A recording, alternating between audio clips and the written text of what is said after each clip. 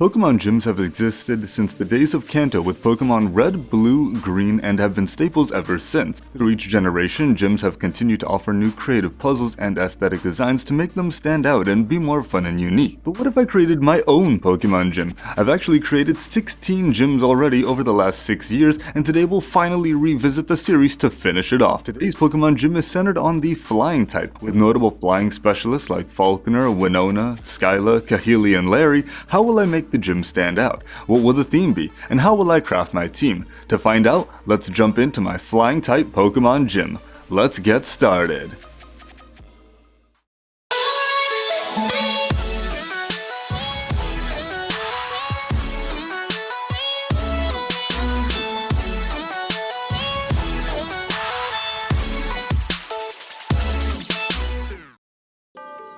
For my flying type gym, you'll encounter this one as your 6th gym on your journey. You'll come across it in a town that is more in tune with nature, such as that of Fortree City. Trees, greenery, and wild Pokemon are plentiful in this town, and flying type Pokemon soar through the skies all throughout the day here, as the air quality is especially better here. You'll be told the gym actually lies on the outskirts of town near some mountains. Before heading there, an NPC will say this gym is particularly challenging for trainers dealing with high levels of stress and who cannot control their emotions. You're not sure what they meant by that, but press on towards the gym. When you arrive near the mountains, you can see structures on top of the mountains and various paths leading up the mountain. These buildings are temples resembling those of the air temples from Avatar: The Last Airbender. The peaceful people reside in these mountains, but they still have a passion for battling. But they prefer not to get involved with the squabbles of regular day life. They enjoy their greater freedom here in these temples, free like air. A mountain guide will tell you that the trek up the mountain isn't for the faint of heart, and you will need to be prepared and strong before heading up. He'll also warn you that flying type Pokemon are especially abundant here, as well as Pokemon that can manipulate air and storms and other forms of weather. As you walk up the mountainside, you'll encounter trainers that are part of this group of peaceful people. A lot of these trainers will be regular trainers chilling on the mountain paths,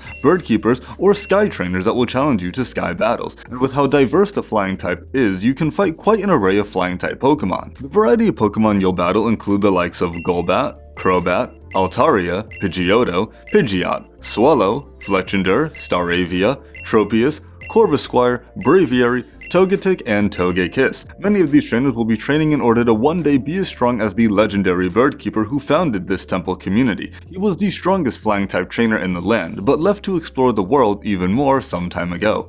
Some say he's in Johto studying the legendary birds of Ho-Oh and Lugia, and some say at night, at the right time, he can be seen riding on the back of Rayquaza, although these sightings have not been confirmed. You battle your way up to the summit and top of the mountain path, with the flying type Pokemon helping you along the way by using the wind to help lift you up when needed. When you arrive at the courtyards of the temple, now having entered the actual community, you'll be told that the gym leader lies in the center of the temples on the battlefield, meditating and contemplating in solitude. However, in order to continue over to the battlefield, you need to use flying type Pokemon to help you cross the various platforms and ride wind currents properly. You can use one flying type Pokemon you may have on your team, or borrow a native flying type from the surrounding area. You make your way over to the battlefield, and I will feel a sudden change in the air as you land on the battlefield. I take it you want a gym battle, to prove you're stronger than me and can press on to the Pokemon League. But only those who can free themselves from the strain of their journey and let their mind be free of worry and glory, can surpass my team. Wind is free and flowing, adaptable, and not grounded. You'll find these qualities reside in my team. Can you adapt and find new angles to overcome adversity?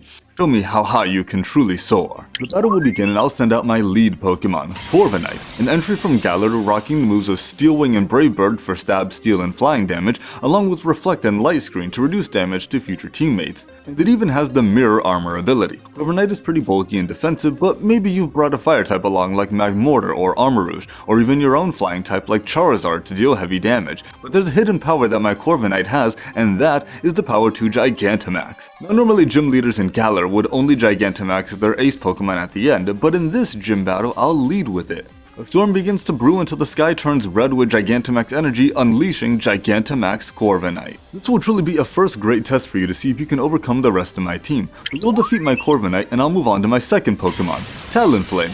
Switching from Steel to Fire, Talonflame will have the Flame Body ability alongside Workup, Protect, Flare Blitz, and Acrobatics, and I'm sure the competitive Pokemon players in the audience are familiar with Acrobatics, or even the anime fans who saw Leon's Rillaboom wreak havoc with Acrobatics. Talonflame will be able to chip away at your Pokemon if you make physical contact and get burned, and its attacks will get supercharged with Workup. But of course, Talonflame will go down, and I'll move on to Pokemon number 3, Honchkrow.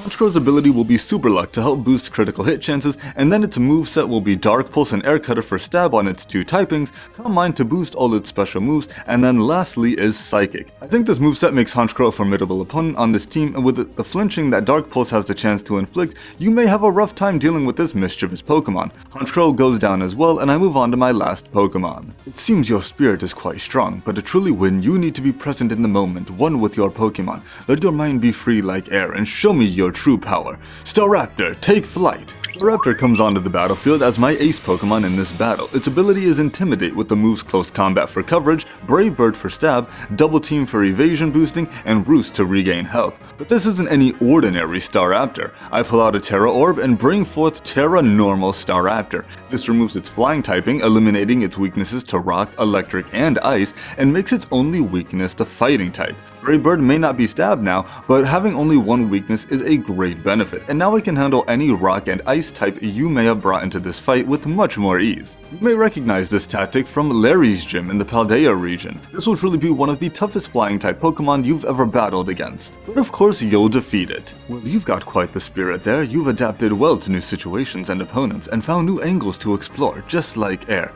With your level of skill, I believe you'll be able to continue to achieve your goals and reach new heights. Continue to soar high. With that, I award you the Soaring Badge. You've now defeated your 6th gym on your journey. Continue to travel and meet more people and Pokemon. It's on to gym number 7. What gym is next, and how would you design your own flying type gym? What Pokemon would be on your team? Leave your ideas in the comments below, and maybe I'll see you at the next gym. Until then, continue to train hard, and I'll catch you guys later.